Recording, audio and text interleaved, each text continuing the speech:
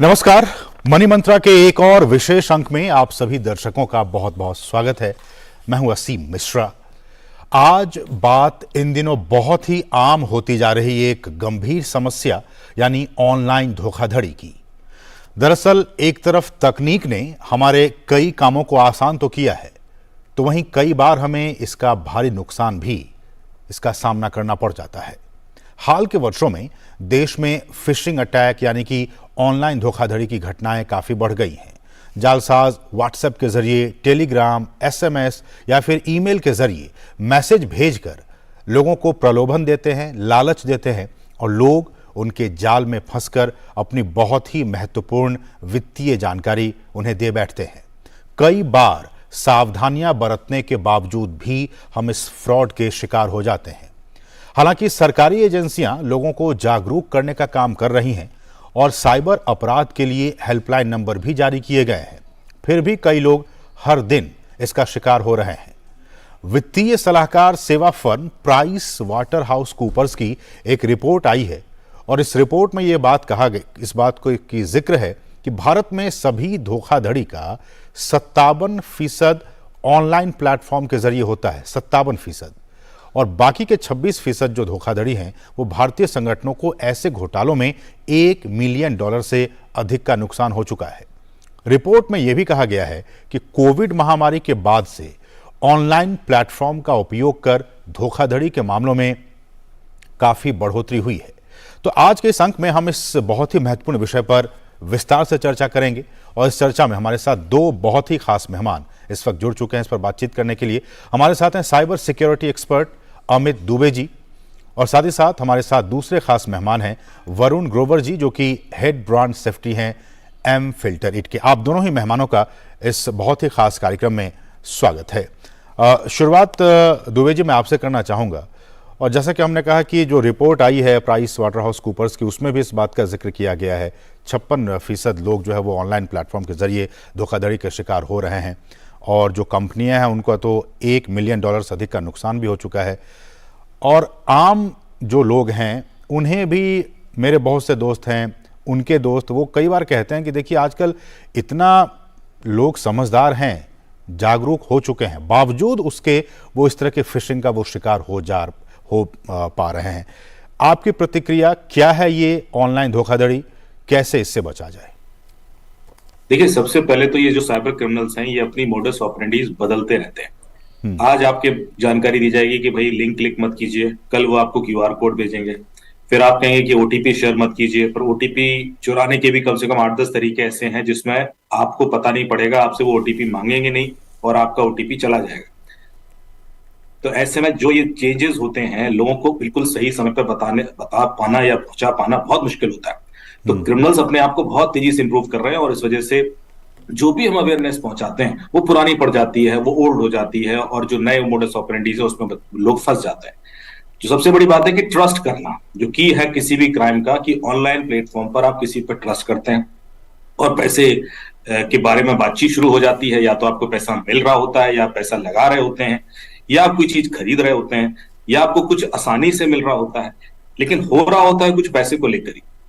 कभी भी पैसे को लेकर कोई एक्सचेंज हो तो इतनी आसानी से ट्रस्ट नहीं करना है। ऑनलाइन वर्ल्ड में आपको नहीं पता कि सामने वाला कौन है, जो दिख रहा है वो होगा ही नहीं, जो जहां है वहां पर नहीं होगा, उसकी जो सिम कार्ड है वो उसके नाम पर नहीं है, उसके बैंक अकाउंट उसके नाम पर नहीं है। तो आपको जब भी यदि क्राइम हो गया और आपने पैसा दे भी दिया तो उसके बाद उसको पकड़ना बहुत मुश्किल हो जाता है, क्योंकि ऐसे करीब 35 हॉटस्पॉट बन चुके हैं। पहले सिर्फ हम बात करते थे कि जामताड़ा से होता है क्राइम, अभी जामताड़ा के बाद मेवात, अलवर, नूह, गुड़गांव तक पहुंचा, फिर उसके बाद मथुरा बेल्ट तक आ गया है, महाराष्ट्र में औरंगाबाद है, उसके बाद ऐसे 35 हॉटस्पॉट पूरे इंडिया को कवर करते हुए ऐसे बन चुके हैं और इतनी तेजी से फैल रहे हैं। 85% जैसे आपने बोला है जो साइबर क्राइम हो रहा है इंडिया में, जो टॉप 10 हॉटस्पॉट है वहां से हो रहा है। और यदि परसेंटेज वाइज बात की जाए तो सबसे ज्यादा भी राजस्थान से हो रहा है, क्योंकि ये सारे पॉकेट जो है बॉर्डर स्टेट पे आते हैं और उसमें लोग क्या करते हैं कि 3-3 स्टेट से उनकी बॉर्डर मिली हुई है, तो क्रिमिनल हर दिन अपनी लोकेशन बदलते रहते हैं, घर से बाहर निकलते हैं, कुछ 50-100 किलोमीटर दूर जाकर कहीं ओपन से कॉल वॉल करके फ्रॉड करते हैं, उसके बाद फोन बंद करके वापस आ जाते हैं। तो आपको जो उनकी लोकेशंस भी मिलती हैं वो भी कहीं बाहर मिलती हैं और हर दिन वो बदलती रहती है। तो उनको पकड़ना बहुत मुश्किल हो जाता है, क्योंकि वो हर तरीका इस्तेमाल कर रहे हैं जिससे वो छुपे रहें, जिससे उनकी आइडेंटिटी ना पहचानी जा सके, और जिससे वो पैसा आसानी से बाहर ले जा सके। जैसे ही आपका पैसा इनके अकाउंट में जाता है, विश्वास करिए 2 घंटे के अंदर पैसा विड्रॉ हो जाता है या 1 घंटे के अंदर निकल जाता है। ये जो प्रोसेसेस हैं, ये लोगों को नहीं पता होगा कि कैसे 75 लाख रुपए आप 1 घंटे या 2 घंटे में निकाल लीजिए, उनको पता है। या कैसे इतना बड़ा अमाउंट आप ट्रांसफर कर सकते हैं, उनको सारी चीजें तो बहुत ऑर्गेनाइज तरीके से हो रहा है, उनकी ट्रेडिंग्स हो रही है, उनको सारे नुएंसेस पता है, बैंक्स के, टेलीकॉम ऑपरेटर्स के, लोगों के दिमाग से कैसे खेलना है उसके लिए उनकी ट्रेनिंग है। तो ये 2 या 4 या 10 लोगों का काम नहीं है, ये मेरे ख्याल से इसमें लाखों लोग इन्वॉल्व हो चुके हैं, और ये बहुत ऑर्गेनाइज सेक्टर की तरह उभरा है। तो इसके लिए भी जो एक्शन लेना होगा सरकार को, मेरे ख्याल से बहुत ऑर्गेनाइज तरीके से सेंट्रल लेवल पर लेना होगा, क्योंकि स्टेट लेवल पर हमारी जो लॉ एंड ऑर्डर है या इस तरह के जो इश्यूज हैं वो स्टेट के होते हैं, वो हर स्टेट का अपना मैटर होता है और उसमें सेंटर का इतना रोल नहीं होता। लेकिन साइबर क्राइम एक ऐसा है जो स्टेट के बियॉन्ड है, इसमें कभी आपका क्राइम वहां होगा ही नहीं जहां पर क्रिमिनल है, वो हमेशा किसी दूसरे स्टेट में कर रहा होगा। तो ऐसी स्टेट में एक सेंट्रल एजेंसी को एंगेज करना होगा, और वही जाके कहीं भी तुरंत जाके अरेस्ट करे, लोग पकड़े, तभी जाके ये चीजें कंट्रोल में आएगी। लेकिन ऐसे में दुबे जी सवाल ये भी आ जाता है कि चूंकि जो हैकर्स हैं जो फिशिंग के काम में लगे हुए हैं वो बहुत स्मार्ट हैं, आईटी फ्रेंडली हैं, उन तमाम चीज़ों को जानते हैं, लेकिन जो लोग हैं, और मैं रिपोर्ट पढ़ रहा था उसमें जो 50+ के जो लोग हैं, जो सीनियर सिटीजन्स हैं, जो महिलाएं हैं, उनको वो ज़्यादा टारगेट करते हैं, उन पे ज़्यादा अटैक करते हैं, फिशिंग अटैक होते हैं। तो जो लूटने वाला है पैसा वो ज़्यादा समझदार है, ज़्यादा स्मार्ट है। जो लोग हैं हमारे आपके जैसे लोग, वो उतने ज़्यादा इन चीज़ों में नहीं इन्वॉल्व होते हैं, अपने रोज़मर्रा के कामों में उलझे रहते हैं। ऐसे में सिर्फ ये कह देना कि आप ऑनलाइन इस तरह की चीज़ों पे आप लिंक ना करें, किसी अनजान लिंक पे, या OTP शेयर ना करें, क्या सिर्फ इतना कहने भर से ही हम उससे बच पाएंगे, या फिर हमें और भी एक ग्राहक के तौर पर, एक सिटीजन के तौर पर हमें और भी जागरूक होने की ज़रूरत है? और वो क्या क्या तरीके हैं जिससे कि हम और जागरूक हो सकें? नहीं, देखिए, बिल्कुल आपने बहुत अच्छी बात कही, क्योंकि ये जो सीनियर सिटीजन हैं या जो भी है, एक तो लोग टैक्स से भी नहीं है, दूसरा आपने कहा कि सिर्फ ये बता देना कि OTP शेयर मत कीजिए, लिंक क्लिक मत कीजिए, इससे कुछ नहीं होना।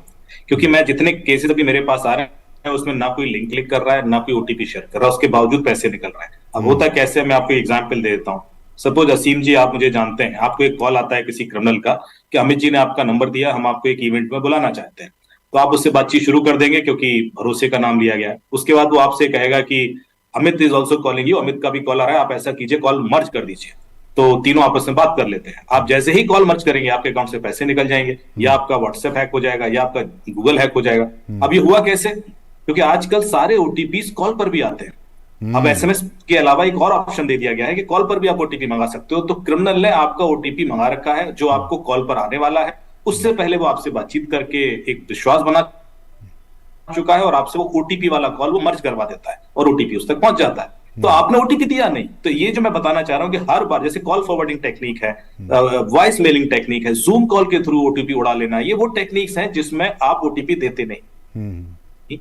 आपको एक पीछे कहानी रची जाती है और आप उस कहानी का पार्ट बनते हो और आपका OTP चला जाता है। तो आप किसी को ऐसे बोलोगे कि भाई OTP मत दीजिए, उससे उसका कुछ भला होने वाला नहीं, क्योंकि वो OTP कभी दे ही नहीं रहा। अभी 70-80% जो केसेस हैं उसमें OTP कहीं नहीं गया है। OTP कैसे लिया गया ये इंटरेस्टिंग है, और ये बदलता रहता है, ये हर दिन हर हफ्ते। आज मैं आपको 8 तरीके बताऊंगा OTP चुराने के, कल आप 2 हफ्ते बाद हम बात कर रहे होंगे तो मैं 2 और बता दूंगा, क्योंकि मैं क्रिमिनल जो इन्वेस्टिगेशन कर रहा हूं उसी से सीख रहा हूं कि भाई ये क्रिमिनल कैसे अपने आप को चेंज कर रहे हैं। तो सिर्फ ये बता देना संभव नहीं, सफिशिएंट नहीं होगा, क्योंकि आपने बिल्कुल सही बात कही है, जब तक कि पूरा मोडस ऑपरेंडी कन्वे ना किया जाए। और इस वजह से ये क्राइम लगातार बढ़ रहा है, क्योंकि हमने ये तो बहुत फैला दिया लोगों को कि OTP मत शेयर कीजिए। अरे बड़े बड़े सीसोज हैक हो गए हैं, CEOs हैक हो गए हैं, आपके ब्यूरोक्रेट्स हैक होते हैं, पॉलिटिशियंस के पैसे निकले। तो ऐसे में ये कह देना कि उनकी अवेयरनेस कम थी या उनको नहीं पता था, मेरे ख्याल से सफिशिएंट नहीं है। इसके अलावा बियॉन्ड जाना है, हमें अब क्रिएटिव तरीके से ट्रेनिंग देनी होगी, स्टोरी के माध्यम से समझा रहा हूं। वरुण जी, मैं आपके पास आऊंगा, लेकिन उससे पहले अमित जी, मेरा एक और सवाल आपसे ये होगा कि क्या हम, या हमारा जो IT सिस्टम है, हमारा जो फायरवॉल है, हमारी जो तकनीक है, क्या चूंकि इन्हीं तकनीक का उपयोग करके वो सारी चीजें कर रहे हैं, तो क्या हम उन्हीं तकनीक के जरिए उन्हें रोक नहीं पा रहे हैं क्या अब तक? नहीं, बहुत बहुत बिल्कुल रोक सकते हैं। देखिए, किसी भी क्रिमिनल को क्राइम करने के लिए 2 चीजें चाहिए होती है, एक सिम कार्ड चाहिए उसको, और एक बैंक अकाउंट चाहिए। जब तक ये दोनों चीजें उसको नहीं मिल रही हैं, वो एक क्राइम नहीं कर सकता। अब सिम कार्ड में भी केवाईसी होता है, बैंक अकाउंट में भी केवाईसी होता है। जब क्राइम हो जाता है और हम उस क्रिमिनल तक पहुंचने की कोशिश करते हैं तो पता पड़ता है कि केवाईसी उसके नाम पे है ही नहीं, वो उड़ीसा के किसी किसान के नाम पर है, वो वेस्ट बंगाल के किसी वेंडर के नाम पर है, उसको पता ही नहीं कि उसके नाम से सिम कार्ड चल रहे हैं या बैंक अकाउंट खुले हुए। तो ऐसे में प्रोसेस का बहुत बड़ा रोल है। ऑपरेटर्स हो या बैंक हो, ये कैसे ये अलाउ कर देते हैं कि बिना प्रॉपर फिजिकल केवाईसी के ऐसे अकाउंट खुल गए और लाखों की संख्या में खुल गए। अभी हमने करीब 23,000 सिम कार्ड बरामद किए दिल्ली से ही, जो ट्रांसफर हो रहे थे मेवात अलवर की ओर, तो एक ट्रेन में पकड़े गए 23,000 सिम कार्ड और प्री एक्टिवेटेड, और जिन लोगों के नाम पर उनको पता ही नहीं हुए नाम पे सिम कार्ड चल रहे हैं। तो ये जो प्रोसेस है ये हमें बहुत टाइट करना पड़ेगा, जिम्मेवारी तय करनी होगी टेलीकॉम ऑपरेटर्स की भी, कि आपके यहां से एक भी सिम कार्ड ऐसा ना निकले जो जिसकी आप जवाबदेही न ले पाए कि हाँ भाई ये व्यक्ति वो नहीं था, और यदि ऐसा है तो पेनल्टी लगे उसमें। यदि हमने ये दो चीजें रोक दी, सिम कार्ड और बैंक अकाउंट फर्जी खुलना, तो 99% जो क्राइम है वो हम कंट्रोल कर लेंगे। तो ये तो बिल्कुल आसान है, जो सामने दिख रहा है कि भाई यही दो चीजें जिनको चाहिए, और वो दो चीजें कहीं ना कहीं सिस्टम को एक्सप्लॉइट करके यूज हो रही है। और सिस्टम में कौन कौन लोग इन्वॉल्व हैं, उनको पकड़ा जाए, उनको जवाबदेही तय की जाए। हम क्यों विक्टिम को पुश करते रहते हैं कि आपने ओटीपी दे दिया? अरे भाई, उसको उसने ओटीपी दे दिया से पहले आपने सिम कार्ड दे दिया क्रिमिनल को, आपने उससे पहले बैंक अकाउंट खोल दिया उसका, तो गलती तो आप पहले कर चुके हैं। आप विक्टिम की लायबिलिटी बनाकर उसको पैसे नहीं देता बैंक, उससे पहले मैं हमेशा बैंक वालों से ही लड़ता हूं कि लायबिलिटी तो आपकी हमेशा बनेगी, क्योंकि बैंक अकाउंट आपने खुलवाया था क्रिमिनल का और अब आप पैसा ट्रेस नहीं कर पा रहे हैं। तो बैंक यदि पैसा ट्रेस नहीं कर पा रहे हो, कहता नहीं निकल गया, अब मैं क्या करूं, तो फिर बैंक में हमने पैसा रखे क्यों? बिल्कुल। तो मेरे ख्याल से ये बहुत सिंपल सी बात है, इसमें कोई बहुत टेक्नोलॉजी की जरूरत ही नहीं है। ये सिर्फ लायबिलिटी सेट करने वाली बात है। एक बार हमने तय कर दिया कि भाई बैंक यदि फर्जी सिम कार्ड हुआ या बैंक अकाउंट फर्जी हुआ तो लायबिलिटी सारी बैंक की है, मैं कहता हूं क्राइम रुक जाएगा। आज ये लायबिलिटी गवर्नमेंट तय कर दे, सारे लोग कंट्रोल में आ जाएंगे। ठीक है। दुबे जी हमारे साथ एक कॉलर इस वक्त जुड़ गए हैं, पटना से हैं, श्री प्रकाश दुबे जी हैं, इनका नाम है श्री प्रकाश दुबे जी, पटना से हमारे साथ फोन लाइन पर मौजूद हैं। दुबे जी आप अपना सवाल पूछिए। श्री प्रकाश दुबे जी आप हमें सुन पा रहे हैं? हेलो।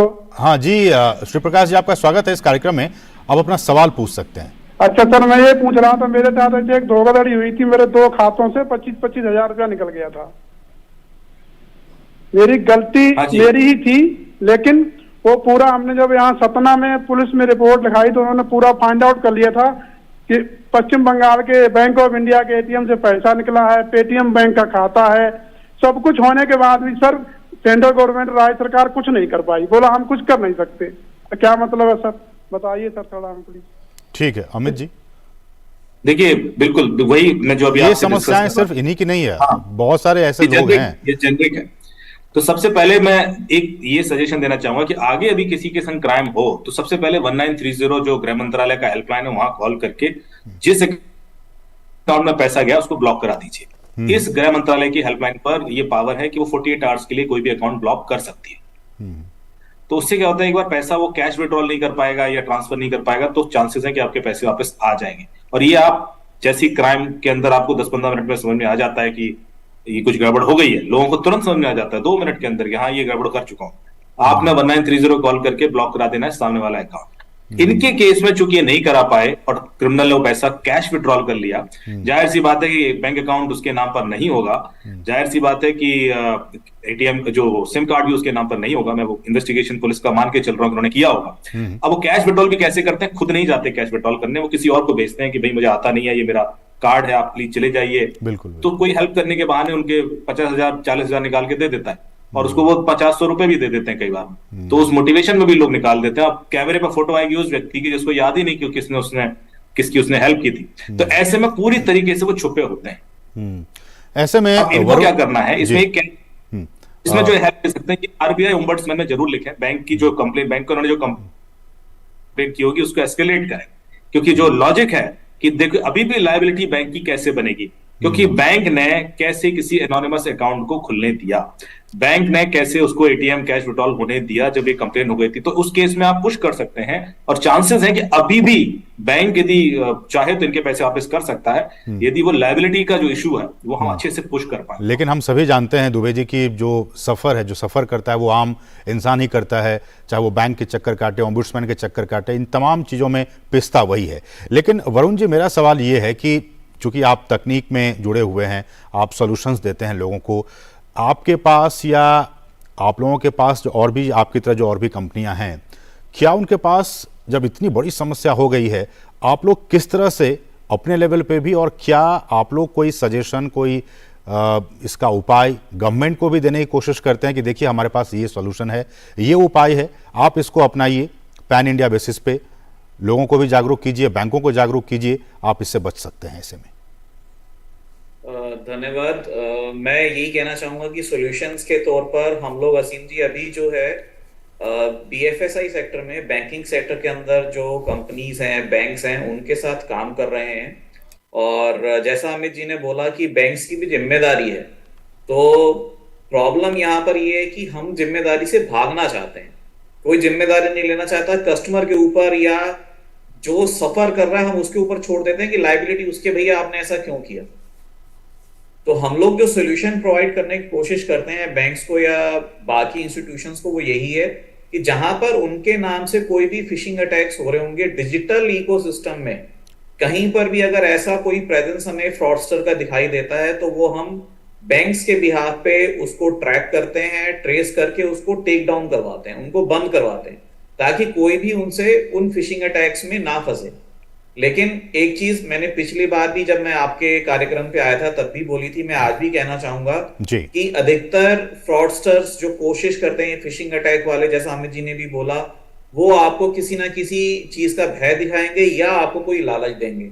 कई बार भय के केस में हम फंस जाते हैं अपने आप ही, लालच के केस में भी इंसान जो है कुछ पैसों के लिए, कुछ 100 रुपए, 200 रुपए, 1000 रुपए, 2000 रुपए दिन के लिए एक्स्ट्रा कमाने के चक्कर में वो इन धोखाधड़ी करने वाले लोगों का साथ दे बैठता है, जाने अनजाने, और मासूम लोगों के साथ ये धोखाधड़ी का केंद्र बन जाता है, जरिया बन जाता है। वरुण जी, अगर मैं खुद की ही बात कहूं, मेरे पास रोज मेरे फोन पे 10 ऐसे स्पैम कॉल्स आते हैं। मैं उनको सभी को पहले तो काटता हूं, फिर उसे ब्लॉक करता हूं, लेकिन हर रोज मेरे फोन पे और मेरे जैसे लाखों लोगों के फोन पे इस तरह के स्पैम कॉल्स आते होंगे। बहुत से लोग नहीं समझ पाते होंगे, उसको अटेंड करते होंगे।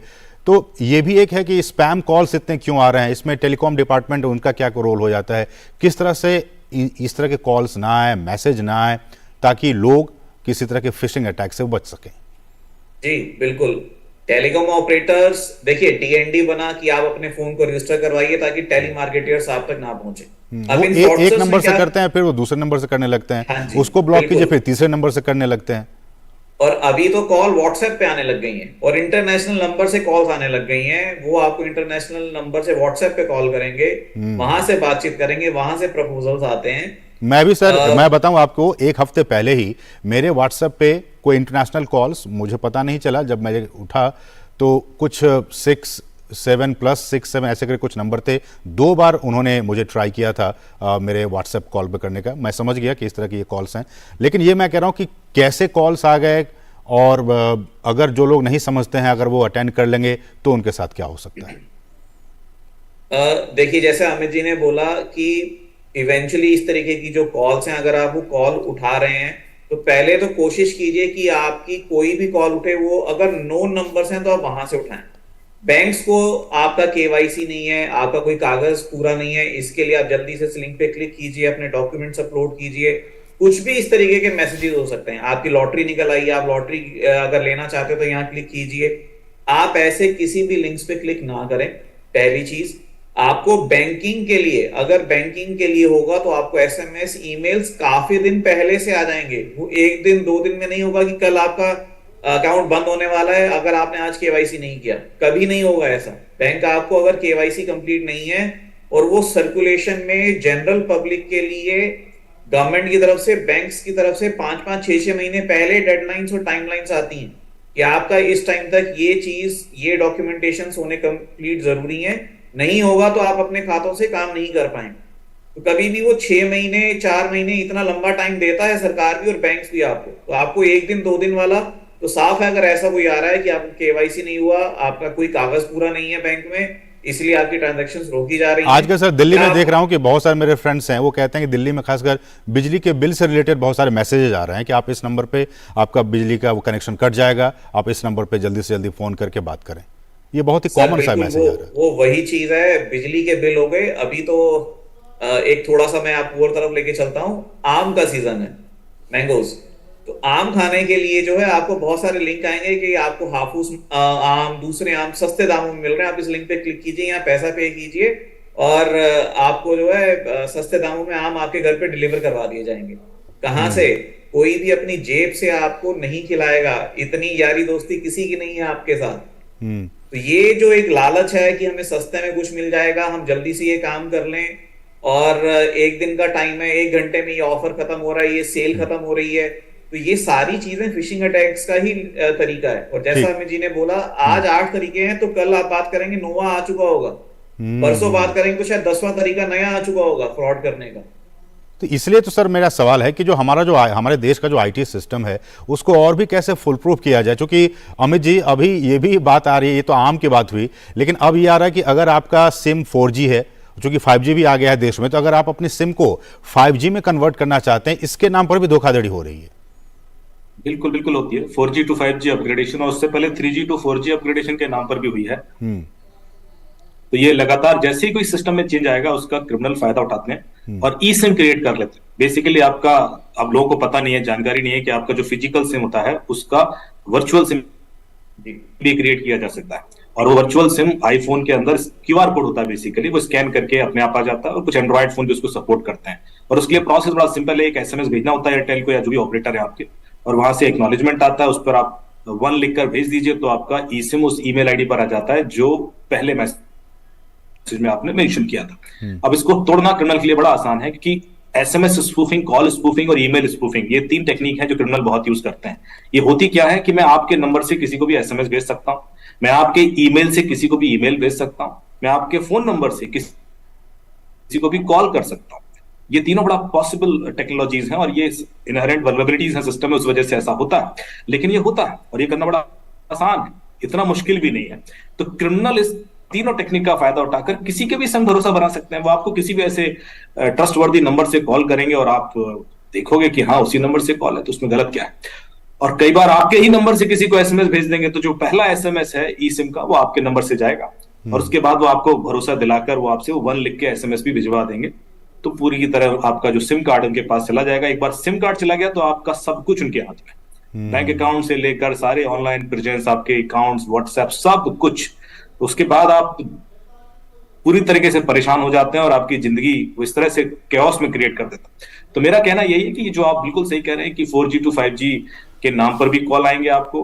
त्योहारों के टाइम पर ज्यादा कॉल आने लगते हैं, अभी वेकेशन है तो लोग होटल्स बुक करते हैं, तो वहां फ्रॉडस्टर्स एक्टिव हो जाते हैं। आप कोई भी बड़े लोकेशन पर सर्च कीजिए, सबसे पहले आपको फ्रॉडस्टर्स की वेबसाइट आ जाएंगी। आप वहां होटल बुक कीजिए, वही डिस्काउंट 30%, 20%, 50% डिस्काउंट वाली, और वो कहीं जब आप बुकिंग करके वहां जाओगे वहां ना कोई आपकी बुकिंग होगी, ना कोई आपका इंफॉर्मेशन होगी किसी के पास। तो ये जो जितने भी डे टू डे हम ऑनलाइन चीजें करते जा रहे हैं, हम वेरिफिकेशन नहीं करते। तो जब भी कोई लिंक क्लिक करें, मैं एक सलाह दे देता हूं ताकि आप लोग आगे से कोई भी इसमें ना फंसे। किसी भी वेबसाइट को जब आप खोलें तो एक बार उसका हु इज डिटेल जरूर चेक कर लें। हु इज डिटेल्स होता है कि वेबसाइट बनाई कब गई, कब रजिस्टर हुई। उसके लिए whois.domaintools.com करके गूगल पर कोई भी वेबसाइट मिल जाएगी, बहुत सारी ऐसी वेबसाइट है जहां चेक कर सकते हैं। whois.domaintools.com पर जाएं और उस वेबसाइट को डाल दें। वो आपको बता देगा कि ये वेबसाइट 15 दिन पहले क्रिएट हुई है, 1 महीने पहले हुई है, हफ्ते भर पहले हुई है, या 4 साल 5 साल पुरानी है। यदि ये 7 दिन महीने भर पुरानी वेबसाइट है तो सतर्क हो जाएं, उस पर कोई लेन देन ना करें, वो फ्रॉडस्टर्स की ही वेबसाइट होगी। क्योंकि फ्रॉडस्टर्स हर महीने बनाएंगे, बंद कर देंगे, फिर नहीं बनाएंगे, फिर भाग जाएंगे। तो आप महीने, 1.5 महीने, 3 महीने वाली पुरानी वेबसाइट पर कोई फाइनेंशियल ट्रांजेक्शंस ना करें, ये मेरी सलाह है। ठीक है सर, समय की कमी है, आप दोनों से एक आखिर में कमेंट कि वरुण जी, क्या ये बात कहना अभी सही होगा कि इस तरह की धोखाधड़ी से बचने के लिए क्या तकनीक, अगर आर्टिफिशियल इंटेलिजेंस की बात की जाए, एआई की बात की जाए, और भी चीज़ें हैं, क्या इसके ज़रिए हम इन तरह की धोखाधड़ी को रोक सकते हैं, कम कर सकते हैं क्या? या फिर ये ऐसे ही बातें, इसका कोई लेना देना नहीं है?